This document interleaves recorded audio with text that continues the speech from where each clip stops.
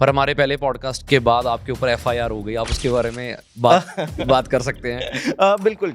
एक क्लाइम है जो कि 60-70 डिग्रीज क्लाइम है। आपके पीठ में 20 kg 30 kg है, वेपन है। ऊपर से अगर पत्थर भी मारते बंदा मर जाए तो वहां से गोलियां चल रहा है, कौन चढ़ेगा ऊपर? सर, आपने कितने एनकाउंटर्स किए हैं अपनी सर्विस में आज तक? आपने कितने मारे हैं, ये कोई काउंट नहीं है, ना कि कोई ग्लोरीफाइबल वो है। आपने अपने देश के लिए कितना काम किया है और कैसे किया, लेकिन आप ये नहीं काउंट करते हो तूने कितना किया मैंने कितना किया। वो कोई ब्लैक बोर्ड नहीं है। सर, आप एनएसजी कमांडो भी रहे हैं सर, और सबसे कह रहे हैं पूरी दुनिया की सबसे मुश्किल ट्रेनिंग है एनएसजी कमांडो की, तो और उसमें आपने सबसे ज्यादा वक्त गुजारा है। तो एक एक दिन लगता है कि ना आप करो, और वो काफी इलोंगेटेड ट्रेनिंग है, 3 साल का ट्रेनिंग है, टफ ट्रेनिंग है। आप 20-20 किलोमीटर 30 किलोमीटर भाग रहे हो एंड बहुत कुछ होता है।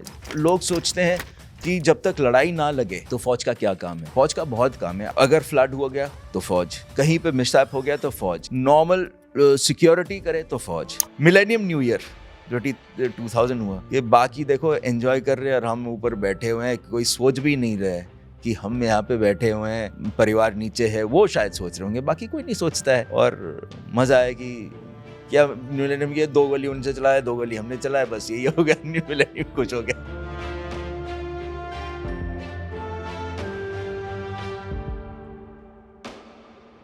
ਸਤਿ ਸ਼੍ਰੀ ਅਕਾਲ ਜੀ, ਇੱਕ ਵਾਰੀ ਫਿਰ ਸਵਾਗਤ ਹੈ ਤੁਹਾਡੇ ਆਪਣੇ ਏਕੇ ਟਾਕ ਸ਼ੋ ਦੇ ਉੱਪਰ। ਨਵੇਂ ਸਟੂਡੀਓ ਦਾ ਤਾਂ ਚਾਅ ਹੀ ਹੋਰ ਹੈ। ਮਤਲਬ ਇੱਦਾਂ ਲੱਗਦਾ ਨਾ ਕਿ ਜਿਵੇਂ ਤੁਸੀਂ ਆਪਣੇ ਕੰਮ ਨੂੰ ਬਹੁਤ ਪਿਆਰ ਕਰਦੇ ਜਾਂਦੇ ਹੋ ਤੇ ਆਡੀਅנס ਕੋਲੋਂ ਸੁਜੈਸ਼ਨਸ ਮਿਲਣ ਦੇ ਨਾਲ ਤੁਸੀਂ ਆਪਣੇ ਆਪ ਨੂੰ ਹੋਰ ਇੰਪਰੂਵ ਕਰਦੇ ਹੋ, ਤੇ ਮੇਰਾ ਦਿਲ ਕਰਦਾ ਕਿ ਮੈਂ ਹੋਰ ਮਿਹਨਤ ਕਰਾਂ ਆਪਣੀ ਟੀਮ ਦੇ ਨਾਲ, ਔਰ ਮੇਰੀ ਟੀਮ ਮੇਰੇ ਤੋਂ ਵੀ ਜ਼ਿਆਦਾ ਮਿਹਨਤ ਕਰੇ ਤੇ ਮੈਂ ਉਹਨਾਂ ਤੋਂ ਵੀ ਜ਼ਿਆਦਾ ਮਿਹਨਤ ਕਰਾਂ।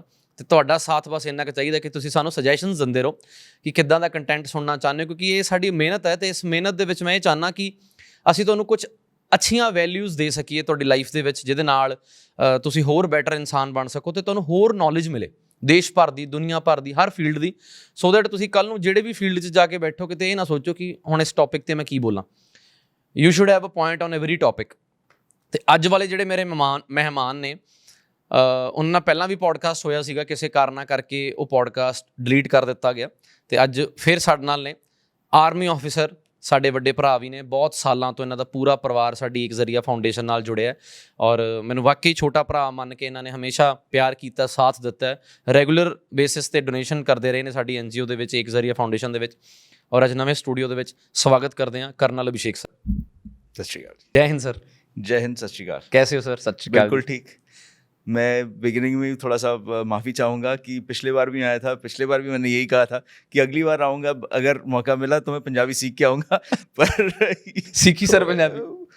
सीख ली, बट अभी थोड़ा सा प्रॉब्लम आएगी। हाँ, थोड़ा फ्लुएंसी कम है, पर मेरे को अच्छा है सर, मेरी हिंदी में प्रैक्टिस अच्छी हो रही है। मुझे अभी हिंदी में भी पॉडकास्टिंग शुरू करनी है, सो मैं सभी को बोलता हूँ कि क्योंकि मैं चाहता हूँ कि भाषा किसी भी तरह से मतलब रुकावट ना बने किसी भी काम के लिए, चाहे वो पंजाबी है, चाहे वो इंग्लिश है, चाहे वो, तो ये तो सिर्फ एक भाषा है। हाँ, जो फीलिंग्स हैं वो कम्युनिकेशन का जरिया है, बाकी तो फीलिंग्स ही रहेगा ना जी। कैसे हो सर आप? मैं बिल्कुल ठीक। कैसी चल रही है लाइफ आपकी? जो मैं फौज में रह के, देखो फौज में जब मैं था वो मेरा ड्रीम लाइफ था जी सर। फौज से निकल के मैंने जो सोचा था कि ऐसे लाइफ होना चाहिए, अब मेरा लाइफ वो है। मैं अपने बच्चों के साथ हूँ, भगवान के दया से घर बार सब ठीक चला। मोस्ट इम्पोर्टेंटली मेरा जो चाह था कि मैं अपना शूटिंग रेंज शुरू करूँ, वो शुरू हो गया। लोग जुड़ भी रहे हैं और मुझे यकीन है कि अभी जो बच्चे मेरे पास आ रहे हैं उनमें से कोई ना कोई देश का नाम ज़रूर रोशन करेगा। क्या बात है सर। आपके बच्चे और भी हैं सर जिनको आप ट्रेनिंग दे रहे हैं, 2 बच्चे आपके हैं, और उनको मिलके तो मैं हमेशा सोचता हूँ कि इनकी जो पेरेंटिंग और इनकी परवरिश है, मैं उसका दीवाना हूँ sir. Thank you so much. और मैं मेरे बच्चे जो जिनके बारे में बोला, मैं अपने खुद के नहीं, जो मेरे रेंज में बच्चे हैं वो भी मेरे ही है, तो उनके बारे में मैं कहना चाहूँगा कि बहुत मेहनत कर रहे हैं और बहुत टैलेंटेड लोग हैं, जो कि पहले भी मैंने बताया कि इंडिया में इतना टैलेंट है, इतना मेहनत कर सकते हैं बच्चे और कर भी रहे हैं, और देखो आप आगे जाके ये प्रूफ कर देंगे जी। सर, आप पहले पॉडकास्ट पे हमारे आए और पहली बार आपने लाइफ में पॉडकास्ट किया, वो भी हमारे शो पे, पर हमारे पहले पॉडकास्ट के बाद आपके ऊपर FIR हो गई, आप उसके बारे में बात कर सकते हैं? बिल्कुल। देखो, जब मैं आर्मी में था तो सोशल मीडिया और ये सब हमारे लिए बैंड होता है, ठीक है, तो हम ज़्यादा इस पर ध्यान भी नहीं देते। And as a army officer at least मैं बड़ा मेरे लिमिटेड सोच था कि मैं इस तरीके से मुझे काम करना, ये देश है ये। जब मैं बाहर आया हूँ, जिस दिन मैं इनफैक्ट रिटायर हुआ, उसी दिन आपके साथ में ये पॉडकास्ट करने आया, मैं यूनिफॉर्म में ही था, तो मैं ज़्यादा इसके बारे में सोचा नहीं। एंड मुझे ये भी नहीं मतलब सोचा भी नहीं कि FIR लॉन्च हो जाएगा, इतना बड़ा गलती कर दिया आफ्टर 25-26 ईयर्स इन फौज, 4 साल ट्रेनिंग का। मतलब सेम डे अगर मैंने यूनिफॉर्म पहन लिया था, ठीक है, आई rules है। ऑल्सो अपोलोजाइज फॉर नहीं, my apology also, I should have known. Anyway, इसके लिए मैं किसी को ब्लेम नहीं करता हूँ, ठीक है, हो गया, गलती हो गई किसी से खून थोड़ी किया। जी बड़ा अच्छा लगा था सर उस पॉडकास्ट में, दुनिया ने भी आपसे बहुत कुछ सीखा। हाँ, वो पहली बार मैंने किया था। एंड जैसे मैं पहले भी बताया, मैंने सोशल नेटवर्क में, सोशल मीडिया में इतना एडेप्ट नहीं था, तो जो कमेंट्स आए थे पॉजिटिव एंड नेगेटिव, उससे ना नेगेटिव से सीखने को बहुत मिला जी, कि लोगों का सोच भी ऐसा है। क्या नेगेटिव आए सर कमेंट्स? मेरे को सारे पॉजिटिव नजर आए। चाहूंगा, कुछ लोगों ने कहा, मैं इन्वर्टेड कॉमर्स है, देशभक्ति का चूरन। अब यार मैं सही में सोचूं तो मैंने कुछ बनावटी नहीं बताया, जो मेरा सोच है, जो मैं दिल में सोचता हूं, वही मैंने बताया। अगर किसी को लगा कि देशभक्ति, ठीक है, अपना ही ओपिनियंस है, दैट्स फाइन। वो everyone has entitled to their own opinions, वो तो ठीक है। पर अगर आप मेरे से कुछ पूछते हो तो मैं तो एक्टर नहीं हूँ कि मैं स्क्रिप्टेड कुछ बोलूँगा या कुछ हूँ, या लोगों का पब्लिक व्यू मेरे ऊपर कैसे आएगा, वो मैं सोच के नहीं किया था, अभी भी नहीं कर रहा हूँ। जैसे भी आएंगे ठीक है, इट्स ओके। मेरे को बड़ा अच्छा लग रहा है सर आपसे बात करके, और मैं बता देना चाहता हूँ ऑडियंस को कि बहुत गेस्ट हमारे पास आते हैं, जिसमें से कुछ मेरे नोन होते हैं पहले ही। जैसे कुछ गेस्ट आते हैं जो मेरे साथ पर्सनल रिलेशंस में होते हैं, या उनके साथ मैं फैमिली रिलेशंस में होता हूँ, तो मेरे को उनका मालूम होता है कि यार ये कैसा इंसान। तो आपका मुझे मालूम है सर, वो बात अलग है कि हम पॉडकास्ट पे शायद वो चीज़ें ना रख पाएँ, बट मेरे को मालूम है सर आप एक आर्मी ऑफिसर हो, और वैसे ही जब आर्मी का नाम दिमाग में आता है तो ऐसा लगता है कि इनसे ज़्यादा देशभक्ति और किसी में नहीं हो सकती, क्योंकि ये सिर्फ एक प्रोफेशन नहीं है, सिर्फ एक पैसे कमाने के लिए आर्मी नहीं है। पैसे तो बिजनेसमैन भी कमा रहे हैं, क्या वो जाके देश के लिए बॉर्डर पे गोली खा सकते हैं? तो मेरे को ये लगता है कि जो लोग ऐसे सोचते हैं कि देशभक्ति का चूरन या ऑफिसर्स को तो सिर्फ बातें करने आती हैं। एक ये भी कमेंट है सर कि हाँ, ये भी आया था कि पंजाबी में लिखा था कि आप लोगों को नहीं पता कि जवानों के ऊपर कैसे चलता है, मतलब कैसे बिहेव करते हैं ऑफिसर्स। एंड ये मैं जरूर मेंशन करना चाहूंगा एक्चुअली, मैं पहले क्वेश्चन रख दूं सर, जैसे हमने पिछला पॉडकास्ट किया सर का, तो बहुत कमेंट्स आए नीचे, और मेरा बड़ा मन था कि सर मैं आपके साथ पॉडकास्ट करता रहूं 1 2 3 4। तो लोगों ने कमेंट्स किया कि आप जैसे आर्मी ऑफिसर रहे हो, कर्नल अभिषेक पे आप रिटायर्ड हुए हो, कर्नल पोस्ट रही है, मैं वो भी पूछूंगा आपसे कि कर्नल पोस्ट क्या होती है। तो लोगों ने पूछा कि आपको ऑफिसर्स को तो सिर्फ एक हुक्म देना आता है कि यहाँ पर गोली चला दो, वहां पर अटैक कर दो, तो बेचारे मरते तो जवान है, तो ऑफिसर्स क्या करते हैं? अच्छा, मैं आपको बताऊं, ये ना एक जनरल ओपिनियन है। जब मैं फौज से वापस आया यहाँ पे, तो सब मेरे को बोलने लगे, पंजाब में स्पेशली, कि यार फ्री का दारू इनको तो फ्री में दारू मिलती है जी। तो सही में यहीं पे क्लियर करना चाहता हूँ कि दारू कुछ फ्री में नहीं मिलता है जी। ये लोगों का मिथ बना हुआ है सर। ये मिथ है कि ना, कि वैसे ही जैसे फ्री का दारू, वैसे ही ऑफिसर बैठ के एसी ऑफिस में बैठ के पीछे से ऑर्डर देता है। ऐसे नहीं है भाई। ऐसा है कि इवन लड़ाई में ऑफिसर साथ में लीड करता है। आपने अगर अभी तो बड़ा चला है ये सैम बहादुर वाली मूवी, उसमें भी देखा होगा आपने कि बंदा साथ में आगे चलता है, तभी बंदे आपको फॉलो कर। आप एक लीडर हो, आप फॉलो नहीं हो, ठीक है।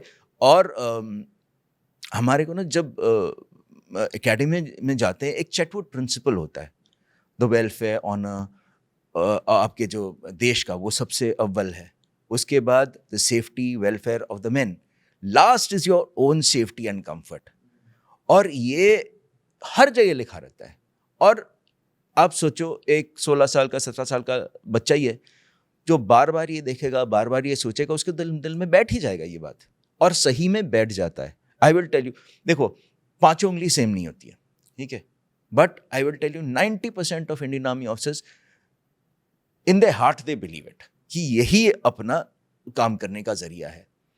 और जब हम ऑपरेशंस में जाते हैं या इसमें जाते हैं, बिल्कुल लीड करते हैं, और मैं सिर्फ अपनी बारे में नहीं बोल रहा हूँ, मैं एंटायर इंडियन आर्मी के बारे में बोल रहा हूँ।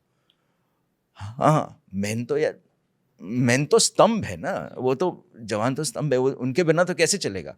लेकिन ऐसे नहीं है कि उनसे हम अलग हैं, हम एक साथ इकट्ठे काम करते हैं, सबका अपना अपना ड्यूटी होता है। एक सिविलियंस की को थोड़ा सा शायद ये लगता है, इमेजिनरी है ये, कि ऑफिस में बैठ के जी we are not IAS officers या उस टाइप के नहीं है कि हम जुड़े नहीं हैं। हमारा ऑफिसर मैन रिलेशनशिप बहुत मतलब तगड़ा है। आप किसी यूनिट में जाके देखो तो आपको पता लग जाएगा। काम कैसे होता है सर यूनिट में? अगर एक यूनिट में आप ऑफिसर हैं, आप कर्नल हैं और आपके नीचे सारा स्टाफ है या जो और कमांडो हैं, तो वर्क कैसे होता है सर? देखो, हर एक का अपना अपना काम है, ठीक है। ऑफिसर्स का भी डायरेक्शंस देना काम है, ठीक है, डायरेक्शंस तो देते हैं, बट आप जाके देखो, सुबह शुरू हो जाती थी पीटी, 5 बजे पहुंच जाते हो, वहाँ भी कोई ऐसा नहीं है कि घर में सो रहा है और बंदे पीटी कर रहे हैं। हाँ, एक आध होते हैं वो मैं नहीं, बट जनरली आपको अगर बोलूँ 90% स्पेशली यंगस्टर्स जो आते हैं वो साथ में पीटी करते भागते। एंड मैं अपने बारे में बोलूँ, मैं last day of my service तक मैं अपने बंदों के साथ जुड़ा रहा हूँ। And even as a CO मैं उनके साथ ही जाता था भागने। इनफैक्ट मैं ये सोच रहा था कि आप मेरे अगर मोबाइल देखते हो, एक मेरे ग्रुप है, मेरे पुराने जवान ऑफिसर्स है, अगर किसी को मतलब इसमें बिलीव ना हो, आप किसी भी नंबर उससे उठा सकते हो, आप अभी फोन करके देख सकते हो, आप पूछ सकते हो कि कर्नल अभिषेक आपके साथ कर जाते थे पीटी के लिए या नहीं, या गेम्स खेलते थे या नहीं, या ऑपरेशन में आपके साथ जाते थे या नहीं, आपको खुद ही पता चल जाएगा। जी, मैंने खुद देखा सर। मैं अपने बारे में नहीं कर रहा हूँ, ये एंटायर इंडियन आर्मी ऑफिसर्स के बारे में बोल रहा हूँ मैं। सही में ऐसे ही होता है। एंड जब हम काम के लिए जाते हैं, ठीक है, हर एक का काम होता है। पहले तो देखो, लोग सोचते हैं कि जब तक लड़ाई ना लगे तो फौज का क्या काम है। फौज का बहुत काम है। आप जब टीवी देखो, अगर फ्लड हो गया तो फौज, कहीं पे मिसहैप हो गया तो फौज, नॉर्मल सिक्योरिटी करे तो फौज। और मोस्ट इंपॉर्टेंट चीज जो है वो है अपना ट्रेनिंग, ठीक है। जैसे एक स्पोर्ट्समैन ट्रेन करता है एक गेम जीतने के लिए, अगर गेम हार भी जाता है तो ठीक है, दुख होता है, लेकिन यहाँ पे अगर हम हार जाते हैं तो आप सोच सकते हो कि इंडिया हारता है वॉर, तो वो तो कभी हो ही नहीं सकता ना, वो तो नामुमकिन है। तो एक स्पोर्ट्समैन जितना ट्रेन करता है, आप सोच सकते हो कि as an army of a country हम कितना ट्रेन करेंगे कि किसी भी हालत में ना हारे। तो अपने पूरे दिन ट्रेनिंग चलता रहता है, वेलफेयर चलता रहता है। मैन का उनके भी बच्चे हैं, उनके भी बीवियाँ हैं, तो होता है। एंड यहाँ भी मैं कहना चाहूँगा कि सिर्फ ऑफिसर्स नहीं, जितना ऑफिसर्स काम करते हैं उतना ही लेडीज़ काम करते हैं। आर्मी के जो लेडीज़ है वो अलग ब्रीड है, ठीक है। हस्बैंड्स फील्ड में है, मैं अपने बारे में अगर कहूँ तो यहाँ पे मैं फील्ड में, मेरी वाइफ, मेरे 2 छोटे छोटे बच्चे, मेरा घर भी बन रहा है, ठीक है। तो सारा कुछ वो खुद देखती थी, वेरी डिफिकल्ट। लेकिन ये, और अगर यूनिट में है तो सिर्फ अपने लिए नहीं कह रहे, जो अपने जवान के लेडीज़ हैं उनके लिए भी इनको देखना पड़ता है। कई बातें होती है कि बच्चे बीमार है, कुछ लेडीज़ है जिनको कि पता नहीं चलता कि क्या करना है। As a lady who's got more experience in फौज, वो करते हैं काम, and they are the force behind the force. ये कहने वाली बात नहीं है, this is actual reality. Sir motivation किस लेवल की होती है आप लोगों में देशभक्ति को लेके? ऐसी कौन सी मोटिवेशन है कि सामने से गोलियां चल रही हैं, हम रोज खबरें पढ़ रहे हैं, चलो हम तो 2 मिनट के लिए RIP लिख देते हैं, किसी जवान की बॉडी आ रही है, पीछे घर वाले रो रहे हैं, सारी जिंदगी के लिए किसी का जवान लड़का चला गया, किसी के पिता चले गए, किसी का भाई चला गया। ये कौन सी मोटिवेशन सर कहाँ आती है आर्मी के अंदर, इतनी जवान के अंदर मोटिवेशन? आप तभी ज्वाइन करते हो जब आप वैसे सोचते हो। आर्मी या डिफेंस फोर्सेस कोई जॉब रिलेटेड नहीं है कि आप 9 बजे जाओ, 5 बजे जाओ, 5 बजे वापस आ जाओ, आप सोचो कि कितने पैसे मुझे मिल रहा है, इसके बाद में और कहीं मिल जाए तो मैं जॉब हॉपिंग कर लूँ। It is a vocation, it is a life. आप अगर उस टाइप के आपके सोच है तभी आप ज्वाइन कर सकते हो। मैं ये नहीं कहता हूँ कि हर एक बंदा फौज में ऐसे ही है। इंडिया है, हर एक मतलब कुछ लोग हैं, लेकिन उनके लिए फिर फौज ना एक पेन हो जाता है कि कैसे मेरे टाइम कट जाएगा यहाँ पे। अदरवाइज आप देखो, लोग रिटायर होने के बाद भी रीएम्प्लॉयमेंट कर रहे हैं, मतलब वापस जा रहे हैं फौज में। किस लिए? ठीक है, आप यूज टू हो कि 30 साल आप एक जगह में काम किया, आपको पता है, बट वो यूनिफॉर्म का जो चाह है ना, देखो ऐसे नहीं है कि मैंने प्रीमेच्योर रिटायरमेंट लिया है क्योंकि आई हेट फौज। नो नो नो, ऐसे कुछ नहीं है। मुझे मेरा जो एम्बिशंस हैं वो थोड़े डिफरेंट थे। जो मेरे एम्बिशन एज फार एज फौज इज कंसर्न्ड, वो मुझे लगता था कि इसके बियॉन्ड मैं नहीं कर पाऊंगा।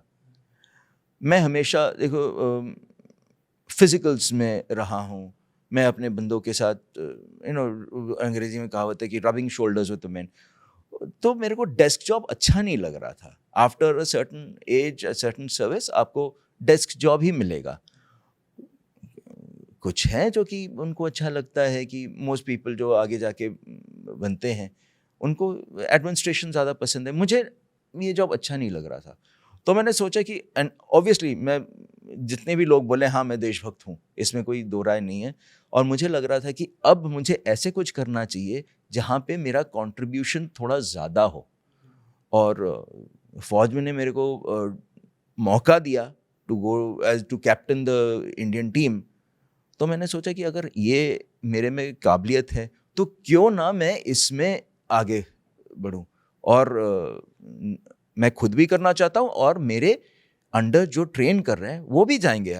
आई नो कि ये मेरा कंट्रीब्यूशन टू माय कंट्री है अभी, and till the time I breathe my last ये रहेगा। देशभक्ति कभी जाएगा नहीं। लोग बोले कभी भी नहीं जा सकती सर। लोग बोलते हैं, मेरे भी रिलेटिव्स हैं कि मेरे वाइफ के तरफ से सारे अब्रॉड हैं, और वो कहते हैं कि आप आ जाओ, आपको अच्छी जॉब मिल जाएगा। जॉब ही अगर करना था मैं फौज में ही रहता।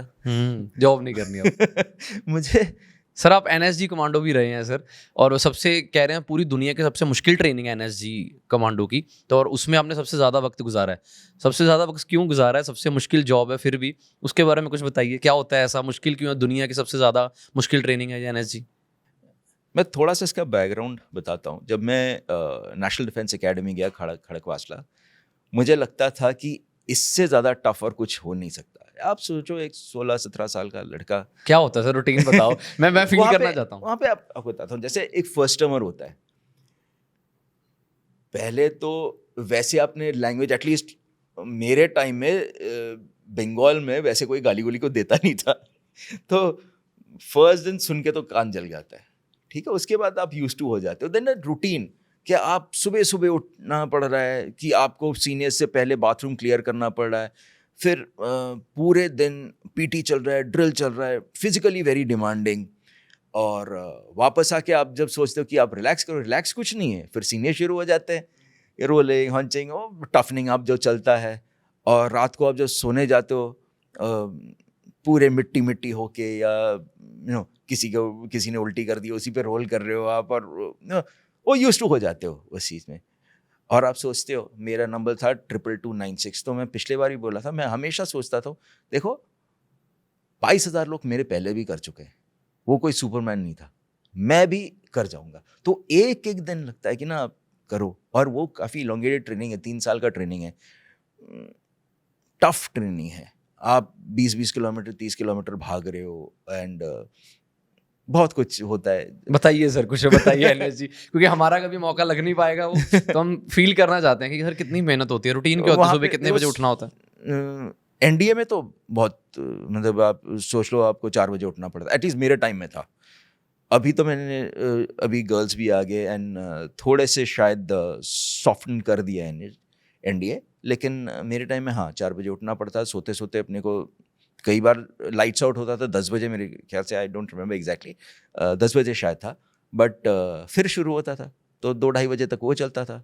तो आप क्लास में जाके भी सो रहे हो, और साइकिल्स मिलते थे हमें, तो साइकिल्स तो शायद चलाना बहुत कम दिन हुआ कि मैंने साइकिल पे चलाया। वो गर्दन पे ही रहता था, उठाओ चलते रहो, साइकिल लेके। और काफ़ी लंबा डिस्टेंसेस होते हैं, इधर से क्लास जाना है, उधर से क्लासेस जाना है, फिर ट्रेनिंग हो रहा है, फिर 20 किलोमीटर्स भाग रहे हो, cross country, physically very demanding end of course mentally, तो लोग छोड़ के चले जाते थे वहाँ पे। बट एक चीज़ मैं बताना चाहूँगा कि आप जिस जो लोग आपके साथ थे, जो आपके साथ में कैडेट्स जिनके साथ आपने ये सफरिंग झेला है ना, वो लाइफ लॉन्ग फ्रेंड्स बन जाते हैं। और आज भी अगर मैं किसी को कहूँ उनमें से, यार मेरे को ये प्रॉब्लम है, मुझे पता है, यकीन है कि ना नहीं सुनूंगा, वो एक कमराडरी हो जाता है जो कि पूरे लाइफ कैरी ऑन करता है। उसके बाद आई में तो इतना एज कम्पेयर टू एनडीए इतना टफ नहीं है, बट हाँ टफ है। फिर गए जी कमांडोज के लिए। कमांडोज अनअडल्टरेटेड सफरिंग है। क्या है सर उसमें? उसमें तकरीबन आई थिंक 42-47 डेज का था। आपको सोने को नहीं मिलेगा, मतलब आप सोच सकते हो, आपने अगर नाना पाटेकर की पुरानी मूवी देखी है प्रहार, वो सिर्फ 1% है, बाकी आप सोच ही नहीं सकते हो कि क्या करते। ट्रेनिंग तो जैसे एक ऑब्स्टिकल कोर्स है, तो आप सोचते हो कि ऑब्स्टिकल कोर्स टफ है, आपने कर दिया तो आपको रेस्ट मिल जाएगा, तो मैं किसी तरह जल्दी जल्दी आके एंड में, तो वहाँ पे ऑफ से बैठा था, सो कमांडो अभिषेक अपना कार्यपूर्ति की रिपोर्ट देते हैं, श्रीमान ओके गेट ऑन हैंड्स। मैं सोच रहा हूँ गेट ऑन माई हैंड्स मतलब बेंड और पुशअप्स करते रहो जब तक बाकी ना कंप्लीट करे। अरे यार ये तो मरवा दिया, पहले मैंने किया पहले गलती कर ली। बट यही होता है वहाँ पे, all for one, one for all. वो ये सब कुछ होना जरूरी है सर आर्मी के लिए, ये ट्रेनिंग, क्योंकि मेरे को लग रहा है कि ट्रेनिंग और वॉर में भी बहुत बड़ा डिफरेंस है। देखो आई विल टेल यू, ये शायद 90% ट्रेनिंग जो फिजिकल होता है आपकी ज़िंदगी में काम में नहीं आएगा, ठीक है, लेकिन जो मेंटल एक ट्यूनिंग अप होता है, एक ट्रेनिंग होता है, वो आपकी ज़िंदगी भर रह जाता है। नहीं तो आप सोचो एट -20 डिग्रीज 30 डिग्रीज एक क्लाइम है जो कि 60-70 डिग्रीज क्लाइम है, आपके पीठ में 20 kg 30 kg है, वेपन है, ऊपर से गोलियां, ऊपर से अगर पत्थर भी मार दे बंदा मर जाए, तो वहां से गोलियां चल रहा है, कौन चढ़ेगा ऊपर? तो जस्ट बिकॉज आपको लगता है that I am better than someone else, और वो देशभक्ति है, वो ट्रेनिंग है, वो वसूल जो आपके होने चाहिए वो आप में डाला गया है और आप बिलीव करते हो विद हार्ट, तो वो डेफिनेटली ट्रेनिंग का ही हिस्सा है, तभी आप जा सकते हो। ट्रेनिंग बहुत ज़्यादा इम्पोर्टेंट। मुझे आपको देख के लग रहा है कि वो कहीं ना कहीं आपकी ज़िंदगी में वो चीज़ आई है कि आप -20-30 में और ऊपर से गोलियां चल रही हैं और आप क्लाइम कर रहे हो। वो ठीक है, बताइए सर उस किस्से के बारे में बताइए सर। मैंने आपके चेहरे से मतलब कोशिश की जानने की, कहीं ना कहीं आपने वो चेहरा एक हाइट है अपने यहाँ पे, चलो आई डोंट थिंक बहुत चीज़ें हैं जो कि मैं मेंशन नहीं कर सकता हूँ। I totally respect. देखो आर्मी में बहुत कुछ होता है, बहुत अपने इंफॉर्मेशन होता है जो बाहर आना नहीं चाहिए, बिल्कुल भी नहीं, तो वो सारी चीज़ें मैं नहीं बताऊँगा। हाँ, जब आप एक जगह था जहाँ पे इट वाज -50 -60, आप सोच ही नहीं सकते हो कि क्या ठंड। एक होता है -5 ठंड और उससे ज़्यादा ठंड, तो आफ्टर सम टाइम आपको लगता है कि ठीक है यार ठंड है कोई बात नहीं। और वहाँ पे वो फर्स्ट विंटर्स था आफ्टर द वॉर, तो मेरे साथ जो थे वो जाट भाई, वो ने ना बीड़ी बहुत पीते थे, तो आप सोचो वहाँ पे ना विंटर स्टॉकिंग होता है जो कि उस टाइम पे हमने सोचा भी नहीं था इतना कट ऑफ हो जाएंगे। तो चाय जो बनती थी उसको किसी तरह किसी कागज में लपेट के उसको पीते थे। अच्छा जी, चाय को?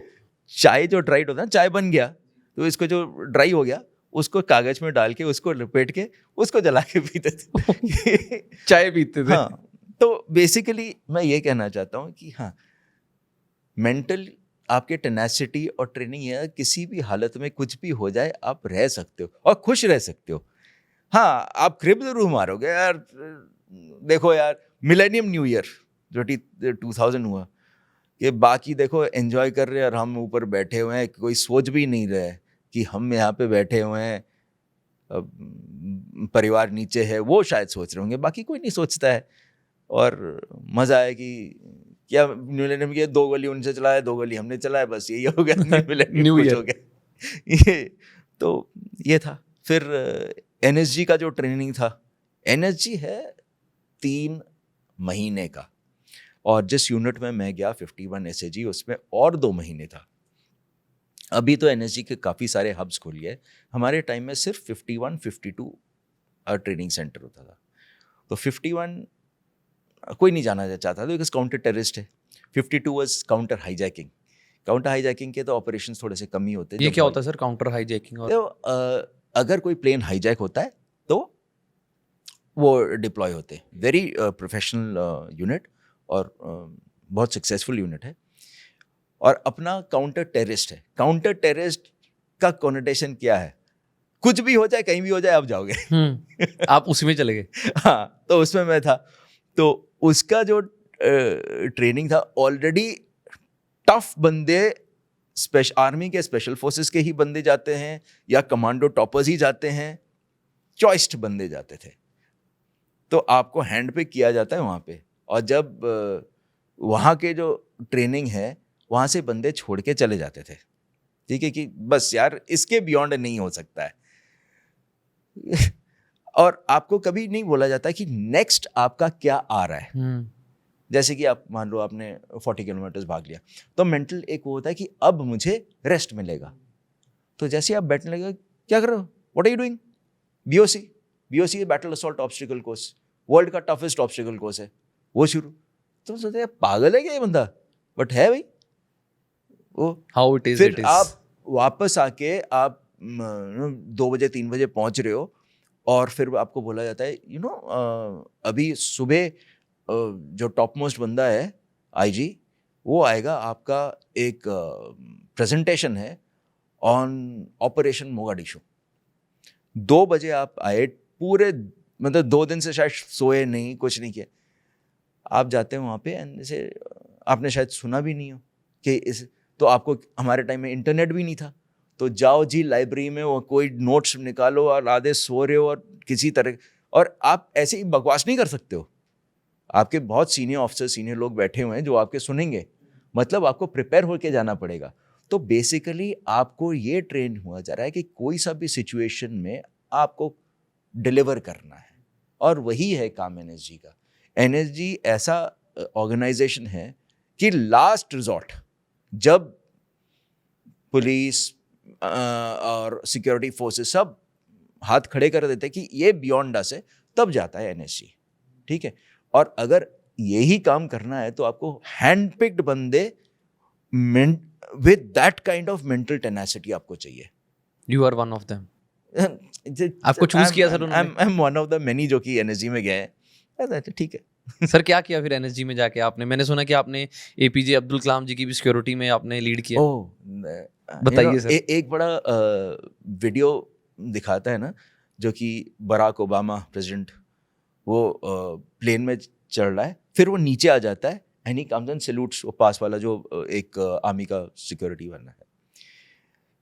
आई विल टेल यू, मैं एक ब्रेन रिसर्च इंस्टीट्यूट था अपने मानेसर के पास ही। तो प्रेसिडेंट अब्दुल कलाम वहाँ पे लैंड होने वाले थे, तो सिक्योरिटी मेरे अंडर था। मेरे को बोला गया you're in charge of the security. तो मैं बड़ा सिक्योर किया वहाँ पे, एंड आई सेड यार एक झलक देखूंगा कि ये, ऑब्वियसली आउट ऑफ जितने प्रेसिडेंट्स इंडिया के हैं, मेरा पर्सनल वो है कि I believe that he was the best. इसके लिए भी शायद लोग बोलेंगे, but anyway that is my personal belief, and वो मेरा ओपिनियन है। तो ये क्या, वेरी वेरी सिंपल मैन, जैसे हम टीवी में देखते हैं वैसे ही है। मतलब कोई पॉलिश ना, आउटवर्ड पॉलिश वगैरह कुछ नहीं है। एक सिंपल मिडिल क्लास आया नीचे, एंड ऑफ कोर्स अगर आप उसके स्टेचर देखो उनके, तो प्रेसिडेंट अब्दुल कलाम तो आए, he spoke to anyone, and he turned around, ऐसे करके देखा मेरे को, एंड ही सेड बेटा यू, ऐसे my privilege, I am providing the security for this place. Oh thank you so much. आप सोचो, इंडिया का प्रेसिडेंट आपके सामने हाथ जोड़ के कहता है थैंक यू। इससे ज्यादा मतलब it speaks volumes for that person. मेरे गूज़बम्प खड़े हो गए सर। हाँ वो मतलब क्या होता है आप- सर सिक्योरिटी में सब, जब इतने बड़े इंसान की, प्रेसिडेंट ऑफ इंडिया या सीएम ऑफ स्टेट या पीएम ऑफ कंट्री की जब सिक्योरिटी हेड आपको बना दिया, तो दिमाग में क्या आया, कुछ जिम्मेदारी आई या? बिल्कुल, इट्स अ बिग रेस्पॉन्सिबिलिटी। आप सोचो सिक्योरिटी किसके लिए लगता है? जिनके ऊपर थ्रेट है फर्स्ट ऑफ ऑल, और अगर ये जो थ्रेट जो ये काम करने वाले बंदे कामयाब हो जाते हैं on the president of your country, तो आप तो मतलब आपका एग्जिस्टेंस ही बेकार है। बिल्कुल। तो obviously it's a big responsibility, और मतलब इट्स अ प्रिविलेज कि आपको दिया जा रहा है ये चीज़। सर आपने कितने एनकाउंटर्स किए हैं अपनी सर्विस में आज तक? आपने कितने मारे हैं ये कोई काउंट नहीं है, ना कि कोई ग्लोरीफाइबल वो है। आपने अपने देश के लिए कितना काम किया है और कैसे किया, ठीक है, उसमें आपने किसी को मारा है, किसी को कोई टेररिस्ट एलिमिनेट किया है, वो ठीक है, that is what you are supposed to do. लेकिन आप ये नहीं काउंट करते हो तूने कितना किया, मैंने कितना किया। वो कोई ब्लैक बोर्ड नहीं है। ये तो फिर रेस बन जाएगी कि मैंने हाँ, इतने obviously। बंदे मारे, मैंने उसने, क्या बात है। हाँ वो कोई रेस नहीं है। सर कहाँ कहाँ ड्यूटी की है सर आपने देश में? ऑब्वियसली ऑलमोस्ट अबाउट 16-17 ईयर्स तो JNK में ही रहा मैं। फिर NSG जहाँ पे था अबाउट 4.5-5 ईयर्स में वहीं पे था। तो वहाँ से तो काफ़ी घूमते रहे, right from north of the country to south, east west सारा ही। बॉम्बे में गया, साउथ डाउन साउथ, कोई देश का कोना नहीं छोड़ा आपने? हर चीज़ में देखा। सबसे अच्छा कहाँ लगा सर आपको, जब सबसे ज़्यादा यहाँ आपको शांति मिली हो देश के किस कोने में? किस कोने में? अरे हर जगह शांति मिली। मतलब आप अगर देखो, आम लोग जो हम होते हैं, एटलीस्ट आजकल तो ट्रैवलिंग बहुत ज़्यादा हो गया। मैं एक सिंपल बंगाली फैमिली से आता हूँ, तो हम सिर्फ अपने छुट्टियों में क्या होता है, बंगाल में लोग अगर सुन रहे तो उनको पता लगेगा, छुट्टी में पूरी या दार्जिलिंग जो कि ओवरनाइट जर्नी है, एक सी एक हो, तो एक आइडिया बन जाता है। लेकिन जब आप फौज में आते हो और आपको मौका मिलता है कि देश के हर कोना देखने का, लोगों से मिलने का, आपको इतना वाइड एक व्यू हो जाता है कि मैं क्या बोलूं। मतलब बड़े अच्छे लोग हैं, आई टेल यू, इस कंट्री के ना लोग बहुत अच्छे हैं। एंड स्पेशली आप, हमारा कंट्री अभी भी विलेज वाले कंट्री है, ठीक है। आप गांव पिंड में जाओ तो लोग सिंपल है, खुश रहते हैं और happy with what they have got. हाँ, खरीब जरूर मारेंगे कि यार बिजली नहीं है, पानी नहीं है, फलाना नहीं है, वो ठीक है, बट एट हार्ट ना लोग बड़े अच्छे हैं। हाँ, मुझे मौका मिला to see cultures of a lot of thing. हाँ, और खाना, वाह, इंडिया जैसा तो खाना ही नहीं है, इतना वैरिड, इतना वो। जैसे साउथ में हम सोचते हैं ना कि एज ए नॉर्थ इंडियन आपको लगेगा डोसा इडली, इसके आगे क्या है, अरे इतना खाना है खाते रहो। हाँ, मैं तो बहुत खाया हूँ हर जगह पे। सर NSG कमांडो की सैलरी कितनी होती है, एक NSG कमांडो की? एक नॉर्मल एक आर्मी ऑफिसर्स का ही सैलरी, वहाँ पे 25% आपको ज़्यादा मिल जाता है फॉर हाई रिस्क अलाउंस है, बस वही है। सर क्या सोच के आप जाते हो, जब वॉर में, आपने कारगिल वॉर में भी हिस्सा लिया था, तो उस पे सिचुएशन क्या थी? देखो सिचुएशन उस टाइम पे मैं बहुत छोटा था, ज़्यादा सोचा नहीं था, लेकिन आम लोगों को हमसे ज़्यादा पता था क्योंकि वो टीवी में देख रहे थे, 10 जगह के न्यूज़ आ रहा था वहाँ पे। तो सिचुएशन तो बाहर वाले लोगों को ज़्यादा पता है कि क्या था वहाँ पे, एटलीस्ट आउटवर्डली। इंटरनल क्या था कि जी जाना है, ये टॉप कैप्चर करना है, यहाँ पे इतने लोग बैठे हुए हैं, हमें पता है कि जितने जा रहे उतने वापस नहीं आएंगे। अगर मैं अपने लिए कहूँ तो फियर नहीं था, नो। हाँ, फियर था ऑफ नॉट डाइंग और समथिंग, कि फेल हो गया तो क्या होगा, फेल हो गया तो देश का नाम खराब होगा, तो वो एक डेफिनेटली फियर था। बाकी मैं सिर्फ अपने लिए कह सकता हूँ कि हाँ, ये था मेरा सोच और मज़ा आया। सर देश में जब भी कभी टेररिस्ट एक्टिविटी की कोई भी बुरी खबर आती है, कोई हमारा जवान शहीद होता है, तो पूरे देश को बहुत दुख लगता है। पर मैंने आपका इंसिडेंट सुना कि जब पुलवामा अटैक हुआ तो आप भी बहुत निराश थे, आप भी वहीं पर कश्मीर में थे, और आपके बेटे का कॉल आ रहा है कि मम्मा को वो बोल रहे हैं कि पापा क्यों वहाँ पे हैं जब यहाँ पर अटैक हुआ जम्मू एंड कश्मीर में, और पापा भी वहीं पर हैं। तो आपका क्या जवाब था उसको? मैं इसके जवाब में ना मेरा एक और इंसिडेंट कहना चाहूँगा। मेरी मम्मी उस टाइम पे हम बड़े ना कहाँ से मेरे नाम पे गाड़ी आई तो मॉम ने आर्मी लिखवाया ड्यूरिंग कारगिल वॉर। तो कहीं बाज़ार में गए तो किसी ने मॉम से पूछा रोक के, यार आपके गाड़ी में आर्मी लिखा हुआ है, आपके कौन है आर्मी में? तो शी सेड मैं बेटा आर्मी में है। तो कहाँ है जी? तो उस टाइम पे ना थोड़ा सा इंक्विजिटिवनेस भी ज़्यादा, I think he is in Kargil. ऐसे तो उस टाइम पे फ़ोन वोन्स भी नहीं होता था। कहते जी बड़े उसके अगर मर गया तो my mother turned around and said मर गया तो मर गया। I mean he has chosen a job and we have supported him for this job. तो काम ही ऐसा है, एक यूनिफॉर्म पहन लिया। तो जब मेरे बेटे ने पूछा, I think my wife had to settle down for the answers. और बड़ा स्ट्रांग बनना पड़ता है वहाँ पे, बिकॉज आप अपने बच्चों को भी देख रहे हो और आपके हस्बैंड एक ऐसे सिचुएशन में है जहाँ से आप आर्मी में ऐसा है कि आप जब उठते हो तो आपको ये नहीं पता होता है कि आप वापस आओगे या नहीं, आप रात को वापस अपने बिस्तरे में आओगे या नहीं। ये एवरीडे का ही लाइफ है। तो आप इतने यूज्ड टू हो जाते हो इसमें, आप ज़्यादा सोचते नहीं हो, होगा तो होगा, दिखी जाएगी यार।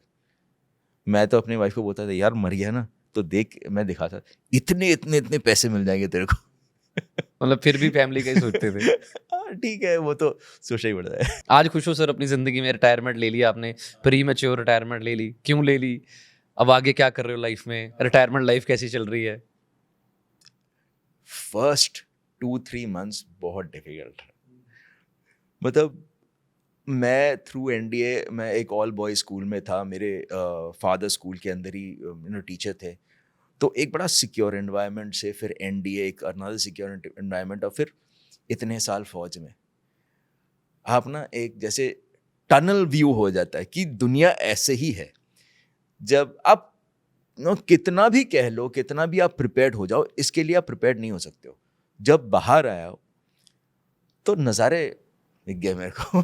क्या क्या सीखा सर आपका? क्योंकि मेरा एक्सपीरियंस रहा है कि जो आर्मी ऑफिसर्स हैं या जो आर्मी में से आए हैं, वो ऑफिसर्स बड़े शरीफ होते हैं। जैसे झूठ नहीं बोलेंगे, कोई बात घुमा कर नहीं करेंगे, सीधी कर देंगे। पर आपको अब आर्मी लाइफ से सीधा आम लोगों से जुड़ना था, देखना था, तो क्या एक्सपीरियंस है आपका? प्लीज़ बताइए। जैसे मैं सुबह उठ के बोलता था बंदों को, देख ये काम है, ये हो जाना चाहिए, तो हो जाता था।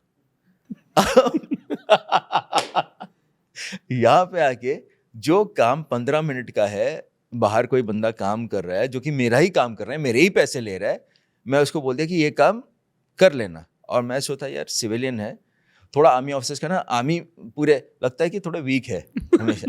तो मैं इसको जो काम 15 मिनट का उसको 1 घंटा दे के, मतलब 1 घंटे में तो कर ही देगा।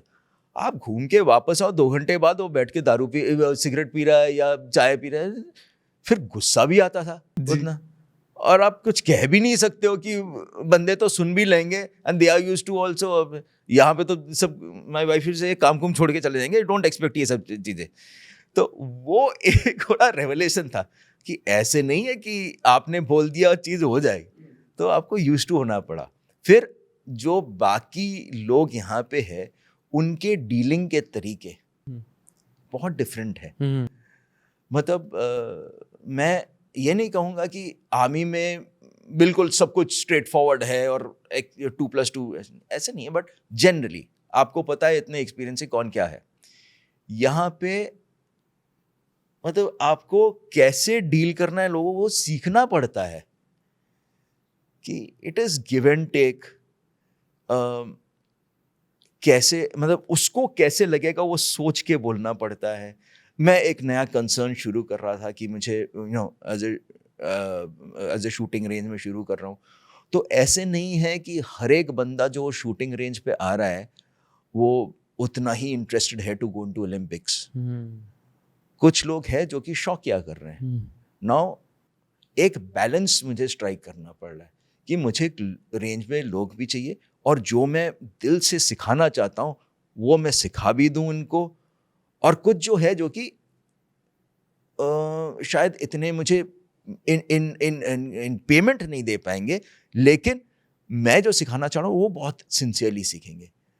क्या तो- कर रहे हो सर अभी आप आजकल? प्लीज एक बार ऑडियंस को पता लग जाए। अच्छा, मैं मेरा शूटिंग रेंज है gun and gold shooting range, जो मैं चला रहा हूँ। मैं वहाँ पे एयर वेपन्स का प्रैक्टिस सिखाता हूँ।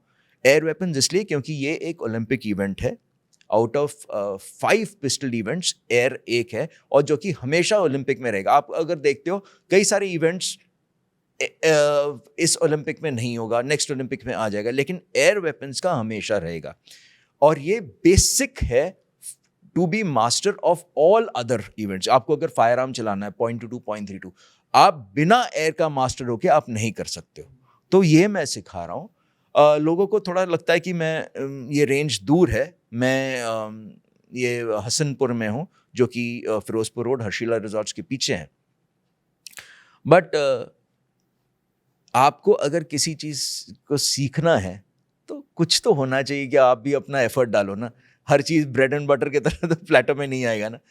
तो ठीक है, मैं अपना दिल खोल के सिखाता हूँ और वही मैं करता हूँ। रिटायरमेंट भी आपने उसके बाद सर यही क्यों चूज किया आपने कि मुझे शूटिंग ही सिखानी है? कोई और भी कर सकते थे आप, या यही करना चाहते थे? नहीं, मैं यही करना चाहता था।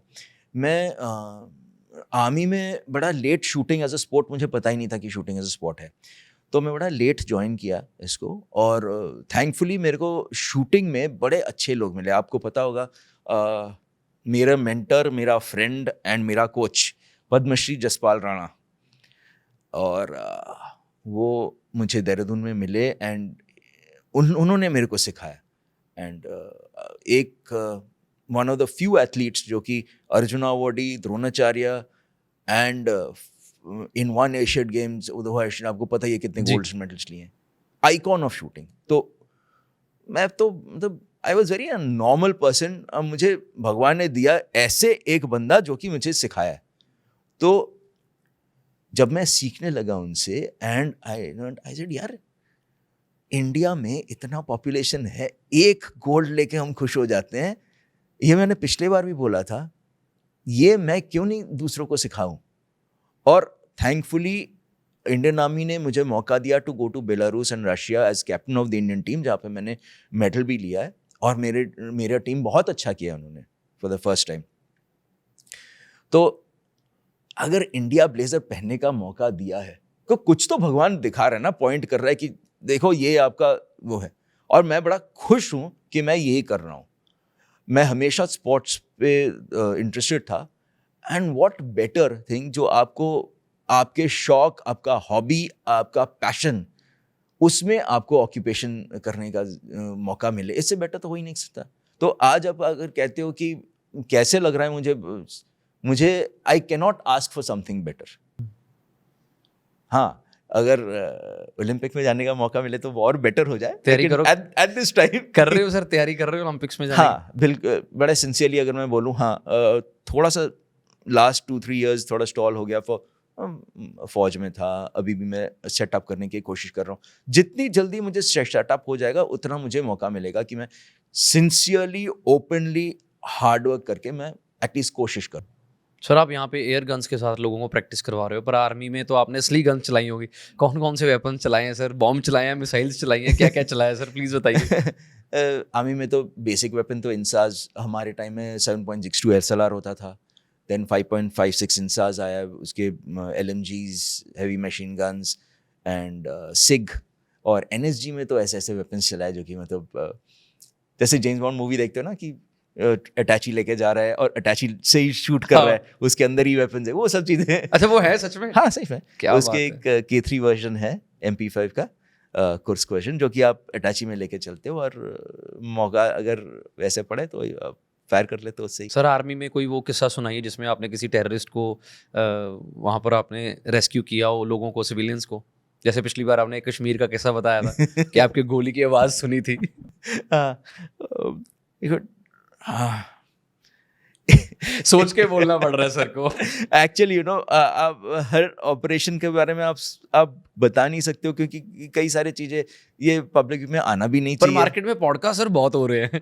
मेरे को लगता है शायद ऐसी ऐसी बातों के पॉडकास्ट हो रहे हैं जो मेरे को सुन के लगता है कि ये नहीं होने चाहिए, as a security of my country point of view.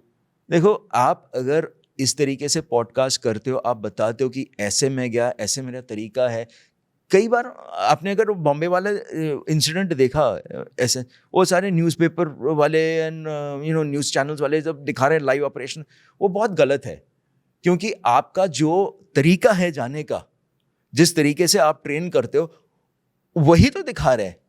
तो आगे जो आपके टेररिस्ट है या जो आपके अगेंस्ट है, वो तो उसी को देख के उसी को प्रिपेयर होके आएंगे ना, सीख रहा है वो, सीख रहे। तो ये आपको बताना भी नहीं चाहिए, ना ही आपको ये दिखाना चाहिए। It is my urgent request to जितने ये न्यूज़ चैनल्स हैं कि जस्ट फॉर TRP या just to be the first channel, इन सब चीज़ों से थोड़ा सा आई थिंक दूर रहना चाहिए। कुछ चीज़ें हैं जो कि as a human, as a Indian citizen आपको सोचना चाहिए कि क्या आपके देश के लिए आप हमेशा आपके सैलरी या आपके फेम, पॉपुलैरिटी आप आगे ला रहे हो, दैट इज़ नॉट करेक्ट। बिल्कुल नहीं, आई टोटली रिस्पेक्ट इट। पर फिर भी कोई गुमनाम किस्सा सुना दो सर, जिसमें आप कुछ मतलब डायरेक्टली नाम ना बताओ, पर कैसे देखो, होता ऐसा है, है कैसे पकड़ते हो कि- सर टेररिस्ट को, हैंडल कैसे करते हो, किस एज के होते हैं ये टेररिस्ट? टेररिस्ट का कोई एज नहीं होता है, कोई ईमान नहीं होता है, कोई कुछ नहीं होता है।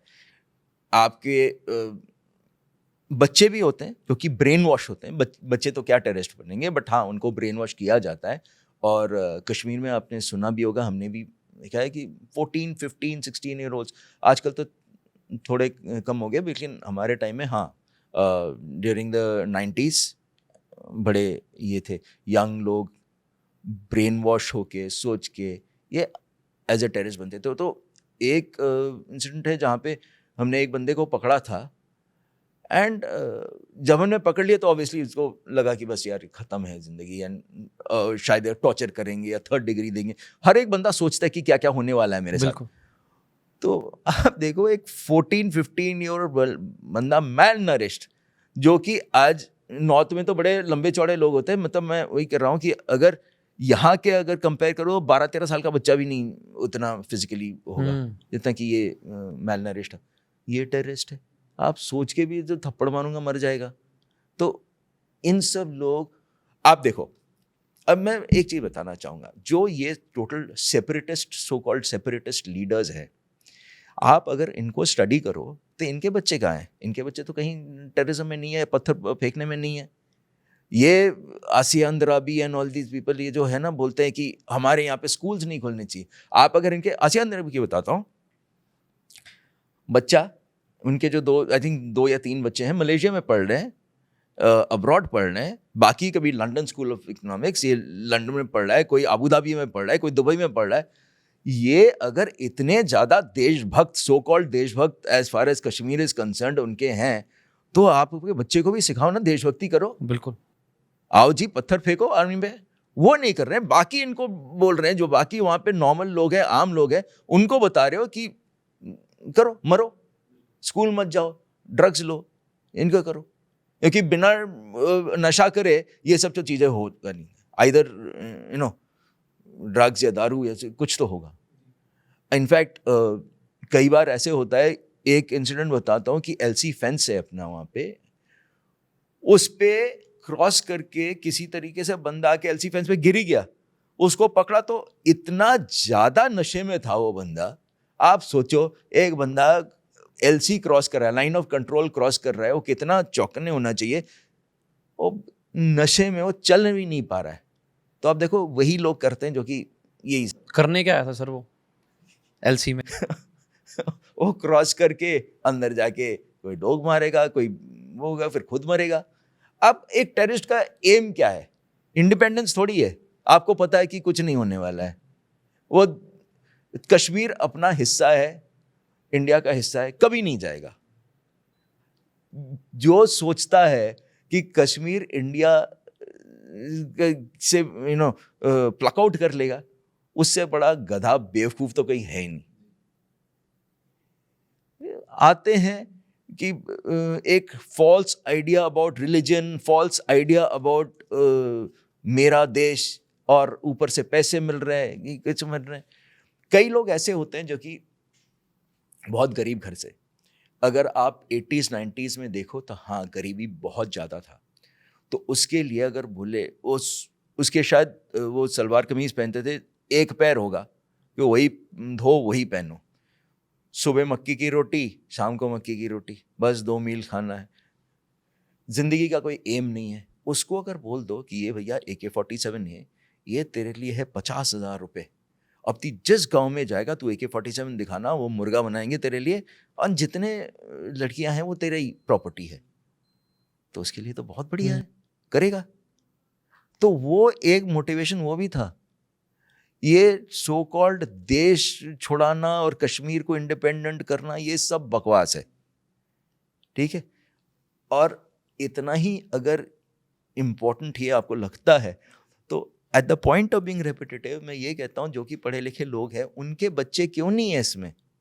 आप इंडियन स्ट्रगल देखो, इंडिपेंडेंस स्ट्रगल, हमारे लोग नहीं थे इसमें, लड़े मरे, यहीं पे मरे, उनके बच्चे भी इसी में थे। उन्होंने तो कभी अपने बच्चे अब्रॉड नहीं भेजा कि मैं यहाँ पे, और ऐसे नहीं है कि मैं ऊपर एक लीडर बन के घूमता हूँ, I am not to be touched, मैं जिनको बोल रहा हूँ वो काम करे।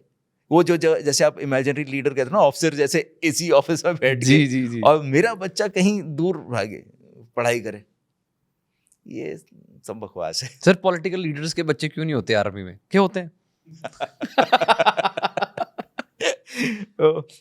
अब ना मुझे थोड़ा सा लगने लग गया, अभी फौज से निकला हुआ 6-7 महीने तो हो ही गया, तो अभी मैं समझने लग गया कि बोलने से पहले पहले सोचना चाहिए। बट हाँ यार, मैं at heart I will always be an army officer. तो यार पॉलिटिशियन, पॉलिटिक्स तो इस वजह से नहीं आते, और क्या बोलूं।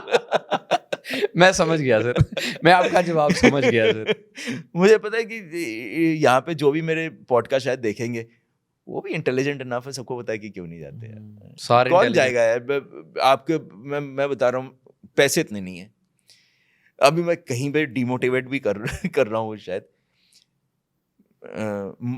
पैसे आपको नहीं मिलेगा, रिस्पेक्ट आपको इतना नहीं मिलेगा, क्योंकि आप अगर सोचते हो as compare to an IAS या IFS, नहीं, आप तो पब्लिक आई में आओगे ही नहीं। 24 घंटे काम करना पड़ेगा, ठीक है। At the end of the day कुछ काम करना पड़ेगा जो कि आप सोचते हो कि यार क्यों कर रहा हूं मैं, और ऑब्वियसली लाइफ रिस्क तो है ही, इसमें कोई दो राय नहीं है। आपको ऐसे ऐसे जगह जाना पड़ेगा जहां पे आप नॉर्मली नहीं जाना चाहोगे, okay. And last most importantly, आपका फैमिली विल सफर। इसमें कोई टू ओपिनियंस नहीं है, दो राय नहीं है कि आपका फैमिली सफर होगा। तो जाना चाहते तो जाओ। तो यही तो आंसर है कि आप पॉलिटिशियन के बच्चे क्यों नहीं जाते। सब कुछ कुर्बानी देनी मुश्किल है सर। हाँ, पॉलिटिशियंस आप एज अ पॉलिटिशियन किस लिए जा रहे हो? आप देशभक्ति करने जा रहे हो सकता है। आप जा रहे हो नेता बनने, लीडर बनने, ठीक है। और किसी भी मूवी में देख लो, मूवी में 90% मूवीज एक पॉलिटिशियन को क्यों एक नेगेटिव कैरेक्टर दिखाते हैं? क्यों? मुझे लगता है कि शायद इसीलिए ये आइडेंटिफाई ऐसे होते हैं। आप 90% ऑफिसर्स को, आर्मी ऑफिसर्स को या आर्मी के जवान दिखाओगे कि देशभक्त है, एज अ गुड 100% वही दिखाते हैं, अच्छे दिखाते हैं। इज इट बिकॉज मतलब दे आर स्कैर्ड कि आर्मी कुछ कर देगा या गवर्नमेंट? तो पॉलिटिशियन को भी अच्छा दिखाओ ना, गवर्नमेंट तो इसमें कहीं ना कहीं पर बड़ा फर्क है सर, आर्मी ऑफिसर और पॉलिटिशियन में बहुत फर्क ऑब्वियसली, ईमानदारी में बहुत फर्क है। देखो करप्शन तो है इसमें, आई डोंट नीड टू से। अभी भी इलेक्शन चल रहा है, एक नेता का काम क्या है? अगर मुझे इलेक्शन जीतना है तो दूसरों को मुझे बुरा बनना बताए। अगर मैं आपके अगेंस्ट हूं, मैं देखूंगा अनमोल क्वात्रा ने नेगेटिव्स क्या है, क्या क्या गलती की है, वो मैं बोलता रहूंगा। ये एक लाइफ नहीं है कि मेरा काम ही है कि मैं नेगेटिव करता रहूं, एंड खुद भी एक नेगेटिव पर्सन ही बन जाओगे। तो sir army officer, as a army officer, जैसे आपने बहुत इनकाउंटर्स भी किए होंगे, जब सामने कोई टेररिस्ट आता है तो गोली चलाने में कितना टाइम लगता है? क्या सोचते हो? कुछ सोचते हो या सीधा शूट, अगर वो आगे से गोली चला रहा है? फर्स्ट टाइम जब मैंने किया था तो बहुत एक्साइटेड स्टेट में था, तो ज़्यादा मैंने सोचा नहीं। पर सब्सिक्वेंटली यस, आपके दिमाग में आता है, क्योंकि आप साइको नहीं हो। यस, वो आपका काम है, आप ट्रेंड हो, but taking a life is not easy, ठीक है। अगर आपका मेंटेलिटी है कि अब, मैं ये नहीं कह रहा हूँ कि जो मर्डर कर रहा है, ये वो कर रहा है, वो मेंटालिटी नहीं है। आप एक बिल्कुल नॉर्मल आम इंसान हो। एक नॉर्मल आम इंसान जब बाजार में मुर्गा भी देख रहा है कटते हुए, वो सर घुमा लेता है। बिल्कुल। ठीक है, तो आप तो एक जिंदगी खत्म कर रहे हो। शायद उसके बीवी बच्चे हो, जो भी है, स्पेशली आप जब लड़ाई में जाते हो तो जिसके अगेंस्ट वही आपके तरह ही है। वो भी एक आर्मी का ही जवान है जो कि उसके देश के लिए मर रहा है। तो इट इज नॉट इजी। लेकिन अगर आप ग्रेटर कॉज देखते हो, आप किसके लिए, किस चीज के लिए कर रहे हो, दैट ग्रेटर कॉज मीन्स बता। तो ये नहीं कहूंगा कि बहुत इजी है, बट ऐसा नहीं कि नहीं करूंगा, बिल्कुल करूंगा और खुशी से करूंगा, क्योंकि इट कंसर्न्स माय कंट्री, जहां पे my motherland's reputation, sovereignty is at stake. वो तो हाथ नहीं हिलता फिर। सर आर्मी में कभी आपके कोई गोली लगी है? चोट लगी है। गोली नहीं, आपके लिए गोली चोट ही है। आपका किस्सा एक वो भी मेरे को याद है सर, पिछले पॉडकास्ट में हमने बताया था कि हमने एक बार बंदर भी खा लिया था वहां पे। मैं कारगिल में, मैं यूनिट का नाम नहीं कहूँगा, मैं सिर्फ एक नागास के साथ में था। तो एज अ क्लास नागा ना शिकार करना बहुत पसंद करते हैं। नॉर्थ ईस्ट के होते हैं, बड़े प्यारे लोग होते हैं and very simple, live for today. ज़्यादा वो सोचेंगे नहीं कि सेव करूँ, घर बनाऊँ, खुश रहने वाले लोग। तो वहाँ पे ना बंदर रखा हुआ था अपने जैकेट जुकेट पहना के, और मुझे लगता था कि शायद पेट है। तो ऊपर हम थे, मतलब एक पोस्ट है 5240, वहाँ पे highest post of Indian army, वहाँ पे थे। और फर्स्ट, जैसे मैंने पहले ही बताया, फर्स्ट विंटर्स थे, विंटर स्टॉकिंग में खाना ख़त्म हो गया था। तो सुबह शाम ना वही चावल और डिहाइड्रेटेड पालक। तो मेरा जो बडी था वो आके कहता है, साहब नॉनवेज स्नैक खाएगा? आई सेड हाँ दे यार, सारी शौकीन है, कुछ चेंज ऑफ टेस्ट हो, और स्पेशली नॉनवेज में मैं बड़ा शौकीन हूँ नॉनवेज खाने की। तो ले आया वो पकौड़े शकोड़े कुछ बना के, मैं खा गया, थोड़ा सा दिया मेरे को, मैंने सोचा इतना ही आया होगा। तो बाहर जाके देखता हूँ ये दोनों जवान कुकरी लेके एक दूसरे के, मैं बोला कि कर क्या रहा है भाई? कहता साहब मेरा बंदर मार दिया इसने। बैठ गया, बंदर क्यों मारा? कहता आप ही ने तो कहा था नॉनवेज नहीं खाना है। मतलब तो हाँ, मैं जानते हैं आर्मी में कुछ भी चलता सर खाने के लिए, वेजिटेरियन तो आर्मी ऑफिसर नहीं हो सकते। नहीं होते बड़े दिक्कत में होते हैं वो लोग। बट हाँ, आप सांप खाते हो, सब खा लेते हो यार, कोई स्पेशली कमांडर्स में जाते हो तो सब। और एक चीज, it is a mental block. आप मुर्गा खा सकते हो लेकिन किसी और चीज के मीट नहीं खा सकते हो। बाहर वाले, आप अगर देखो तो बाहर वाले कुत्ते भी खा रहे हैं। रशिया में गया तो टेबल में हॉर्स भी था, घोड़ा। अच्छा। हाँ, ऐसे मीट से ना मैं तो खा गया, बट ऐसे चीजें थे कि आप सोच भी नहीं सकते हो। एक फिल्म आई थी सर, इंग्लिश फिल्म आई थी, उसमें तो वो एरोप्लेन क्रैश हो गया था, तो उन्होंने तो ह्यूमन फ्लैश भी खा लिया था। यस, और ये कई बार सुना है मैंने। और देखो सर्वाइवल ऐसा है ना कि आपको सर्वाइवल के लिए, जिंदा रहने के लिए करना ही पड़ेगा। आप अगर सोचते हो कि जी मैं तो वेजिटेरियन हूँ या मैं तो ये नहीं खा सकता, वो नहीं खा सकता, वो हो नहीं। आर्मी के लिए नहीं बने फिर आप? नहीं, आप नहीं बने हो। सबसे वर्स्ट किस्सा सुनाओ सर आर्मी का, जहाँ पे आपको भी लगा हो कि इससे अच्छा तो मौत ही आ जाए, कि इतना मतलब किस्से तो सारे ही आपके वैसे हैं। मैं बता रहा हूँ, जब मैं एनएसजी का प्रोबेशन किया ना, हर रोज मैं सोचता था भाई, बट वो जो था ना कि बलिदान पहनना है, वो मोटिवेशन बहुत ज़्यादा था। वो उसका मोटिवेशन ज़्यादा था एज कंपेयर टू हार्डशिप्स। तो मतलब आप समझ सकते हो वहाँ पे, मतलब बंदा मेंटली टायर्ड हो जाता है। फिजिकली तो आप कुछ भी कर सकते हो, ठीक है, फिजिकल मतलब 19-20 का फर्क होता है। लेकिन आप सोचो, इतने मेहनत करके कोई बोले अभी प्रोजेक्ट बनाओ या प्रेजेंटेशन दो, और फिर वो बनते बनते आपको कहे कि ऐसे जगह जाके बैठ के खाओ जो कि आप मतलब आप शायद गार्बेज भी नहीं फेंकोगे वहाँ पे। तो ऑब्वियसली बंदा वहीं पे सोचता है बस यार बहुत हो गया। और वही है difference between black cat, commando and a normal soldier. सबसे अच्छा किस्सा सर कोई जहाँ पे आपको लगा हो कि स्वाद आ गया? सीधी सीधी गोली चली है सर आप पे कभी, टेररिस्ट की तरफ से सीधा शूट हुआ हो आपके ऊपर? हाँ, वो हुआ है। मैं आपको पहले भी बताया कि हाँ, शॉट्स तब आए क्या हैं। सोचते हो सर जब सामने से गोली चल रही है? जब गोली चलता है क्या सोचते हो? मतलब सोचने का तो मौका नहीं मिलता है ना आपको। चल फ्लैशबैक नहीं आता कि अब सामने वॉर हो रही नहीं, है? नहीं, नहीं। अब मैं बताता हूँ, जब हो गया ना उस टाइम पे आप एक्साइटमेंट, एंथुसियाज्म इतने में होते हो, आपके काम में इतने, जब आप वापस जाके जब आराम से नहा धो के बैठ के फिर सोचते हो ना, ऐसे बच गया साला। अच्छा। अगर ये होता तो मैं तो ठीक है, लेकिन उनका क्या होता, मम्मी पापा का क्या होता, या उस वाइफ का क्या होता, फिर आप सोचते हो। उस मौके पे मैं अपने बारे में ही कह सकता हूँ, मेरे इतना टाइम नहीं होता है सोचने का। आप सिर्फ वरिड हो कि ये ऑपरेशन है, वो बंदा वहां पे खड़ा है, आपको खत्म करना है। सर जैसे एक मूवी भी आई थी मिस्टर सिन्हा करके, आपने बताया था शायद वो आपके सीनियर ही थे, शायद आपके वहीं पर आर्मी में ही आपके साथ थे, जिनके ऊपर पूरी मूवी बनी थी। मल्होत्रा शायद करके जो एक्टर थे। अच्छा, आप इसकी बात कर रहे हो, Vikram Vikram. Vikram Batra. Vikram Batra. Vikram Batra is an icon. Vikram Batra Paramvir Chakra है। और यही बताना चाहूँगा मैं, मेरा नंबर वाज IC 57555 और उसका नंबर था IC 57556। तो एक नंबर मेरे पीछे। तो विक्रम बत्रा कोस्टमेट्स हैं हम, बड़े नॉर्मल इंसान हैं, जोवियल इंसान थे। तो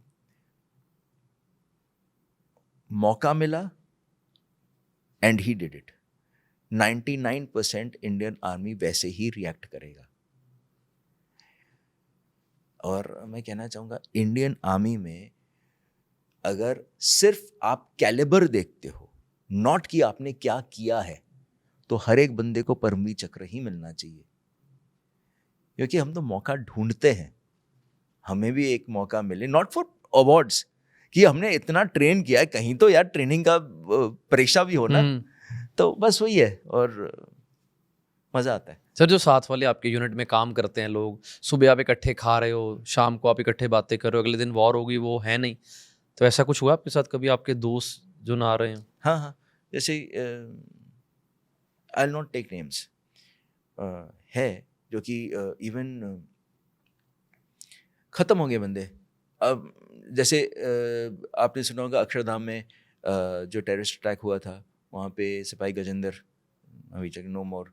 देन ये अशोक चक्र वाले भी थे, वो तो साथ के ही थे ना, मेरे सीनियर जैसे होते थे महार रेजिमेंट के।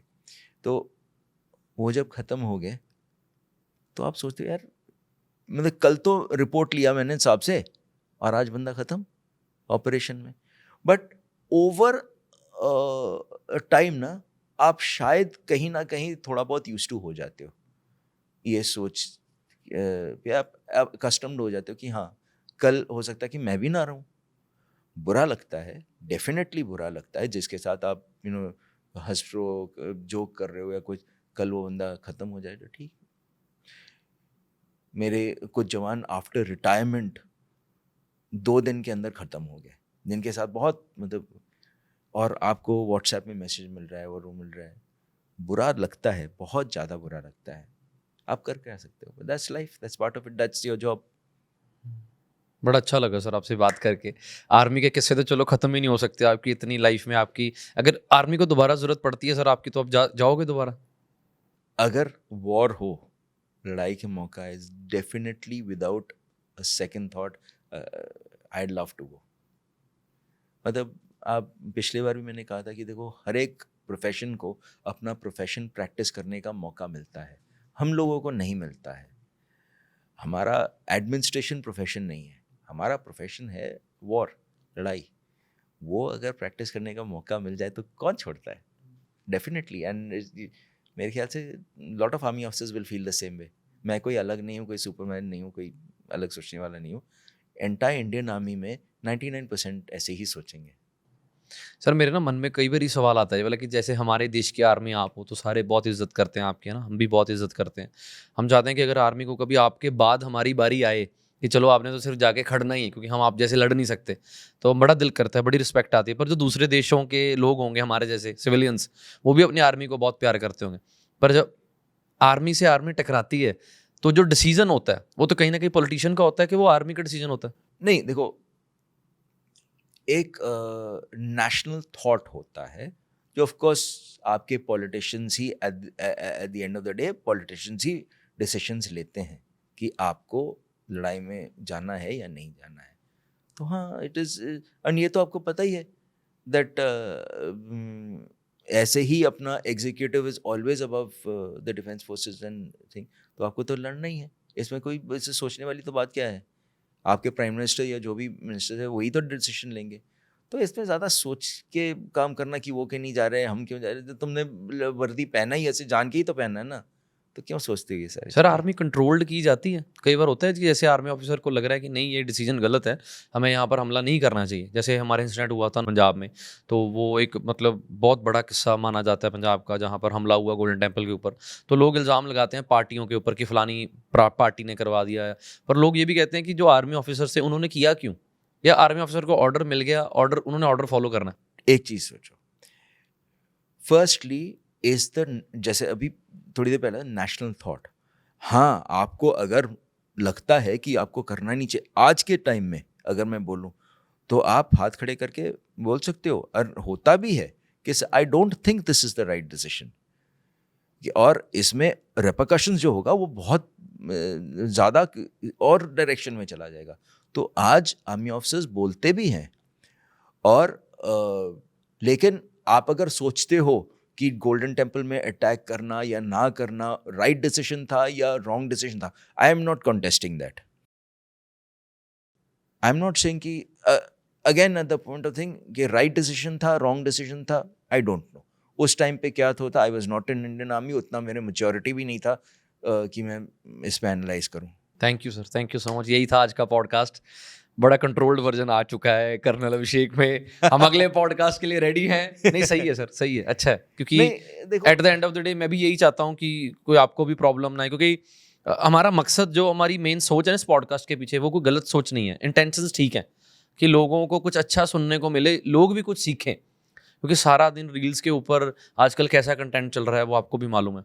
तो मैं चाहता हूँ लोगों के अंदर आर्मी के लिए, अपने देश के लिए, एटलीस्ट अपने लिए ही मोटिवेशन आए, और वो कुछ वैल्यूज ऐड कर सकें हम इस एके टॉक शो के जरिए उनकी लाइफ में। एट द एंड मैं यही कहना चाहूँगा, देखो स्पेशली इन पंजाब, अपने देश के बारे में ना, वो एक कहावत है ना, घर की मुर्गी दाल बराबर, बहुत नेगेटिव थॉट्स हैं अबाउट इंडिया। इंडिया में ऐसे ही होता है यार, 1/5 ऑफ द वर्ल्ड पॉपुलेशन यहाँ पे, फिर भी हम जिस तरीके से चला रहे हैं, it is a very good country. और आगे भी जो अपॉर्चुनिटीज़ इस देश में मिलेगा शायद ही कोई और देश में मिले, and India is going to go from strength to strength. और स्पेशली यंग क्राउड को मैं कहना चाहूँगा कि आप अगर अपने देश में नहीं कर सकते हो चीज़ें, तो आप दूसरे देश में कभी सक्सेसफुल नहीं होगे। तो ये मत सोचो कि वहाँ पे जन्नत है और कनाडा निकल जाऊँ या अब्रॉड चला जाऊँ, या कहीं भी। कनाडा में मेंशन कर रहा हूँ क्योंकि काफ़ी बच्चे जा रहे हैं वहाँ पे। इंडिया में बहुत मौका है, आप सिर्फ अपने दिल स्ट्रांग करके करने की कोशिश करो, आप डेफिनेटली सक्सेस होगे, and much better success than आप अब्रॉड जाके हो पाओगे। और आपको भी खुशी मिलेगा कि मैंने अपने देश के लिए कंट्रीब्यूशन किया है। बिल्कुल। Thank you sir, thank you so much. Thank you आप so हमारे much. शो पे दूसरी बार आए, और हम कोशिश करेंगे कि आपसे सीखते रहें और एक अच्छे बेहतर इंसान बनते रहें सर। बड़ा अच्छा लगा सर आपसे बातचीत करके आज। अनमोल, मुझे सिर्फ सिविल में आके नेगेटिव्स नहीं मिले, मुझे बहुत अच्छे लोग मिले हैं और जिनसे मैंने भी सीखा है। One of them is of course आप खुद ही हो। आप जिस तरीके से एक ज़रिया फाउंडेशन चला रहे हो और जो सोच के साथ चला रहे हो, commendable, something which you know आम लोग नहीं कर पाते, and I am definitely very proud to be associated with you. Thank you sir. तो thank you for giving me a chance, and second podcast आए हुआ, ठीक है। और ये भी मुझे नाउ आई एम प्रिपेयर्ड कि नेगेटिव जो आएगा यू नो ठीक है, चलता है। हर किसी का ठीक है, हर किसी का अपना अपना ओपिनियन है सर। हो सकता है कई बार आज आप मुझे कोई बात समझाओ, मैं आज ना समझूं, क्योंकि जो आपने लाइफ देख ली सर, आप मेरे से बड़े हो, मेरे से ज़्यादा दुनिया देखी है, आज मैं वो नहीं समझ पाऊंगा। शायद 5 साल में मैं बोलूँ कि यार अभिषेक सर ठीक कह रहे थे, यार अभिषेक सर बिल्कुल ठीक कह रहे थे। तो वही लोग हैं, अभी वो इस लेवल तक नहीं पहुंच पाए हैं या हम उनके लेवल तक नहीं पहुंच पाए, वो हो सकता है हमारे से भी ज़्यादा एक्सीड कर गए, हाँ कि हम उन लेवल तक नहीं पहुंच पाए हैं जो हम अपने बारे में सोच नहीं पा रहे कि हाँ यार ये तो चीज़ मैंने सोची ही नहीं। क्योंकि लोगों को लगता है कि हम अपनी लाइफ के डिसीजन भी ठीक नहीं ले पा रहे, चाहे उनका लेना देना सिर्फ हमारी लाइफ से है। समझ रहे हो?